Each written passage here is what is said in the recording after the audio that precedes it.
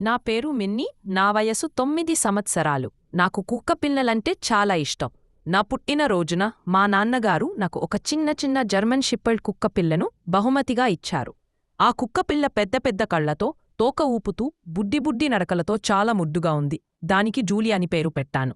జూలీని రోజు నేనే తినిపించేదాన్ని, అడిపించేదాన్ని. జూలీ తక్కువ రోజుల్లోనే మా మధ్య స్నేహమేర్పడింది. నేను స్కూల్ నుండి తిరిగి వచ్చేంతవరకు గేటు దగ్గర నాకోసమే ఎదురుచూసేది. ఇంకా చూడండి, నన్ను చూసినట్ల చాలు, ఇంకా దాని ఆనందం చూడాలి గంతులేస్తూ పరిగెత్తుకుంటూ వచ్చి తన నాలుకతో నకేసేది, నామీద దూకుతూ తెగ అల్లరిచేసేది. ఒకరోజు నేను స్కూల్కి వెళ్ళి తిరిగి వచ్చేసరికి జూలీ ఇంట్లో లేదు. నేను నా స్కూల్ బ్యాగ్ పడేసి జూలీ కోసం వెతకడం ప్రారంభించాను. చాలా ఏడ్చాను. చివరికి జూలీ ఒక పొదలోపల మూలుగుతూ కనిపించింది. నేను దాని దగ్గరకు వెళ్ళి ఎంతో ప్రేమతో జూలీని నా చేతుల్లోకి తీసుకున్నాను. జూలీకి జ్వరంగా ఉంది. నాన్నకి చెప్పి వెంటనే జూలీని హాస్పిటల్కి తీసుకెళ్లను.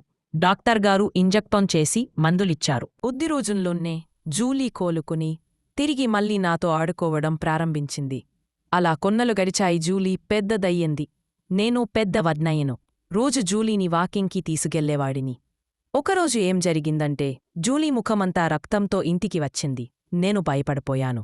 అసలు జరిగింది ఏమిటంటే, జూలీ ఊర్లో ఉన్న కోళ్లను, మేకలను చంపడం ప్రారంభించింది. ఊర్లో వాళ్లు మా అమ్మ, నాన్నలకు ఫిర్యాదు చెయ్యడం ప్రారంభించారు. నాన్నకు కోపం వచ్చింది.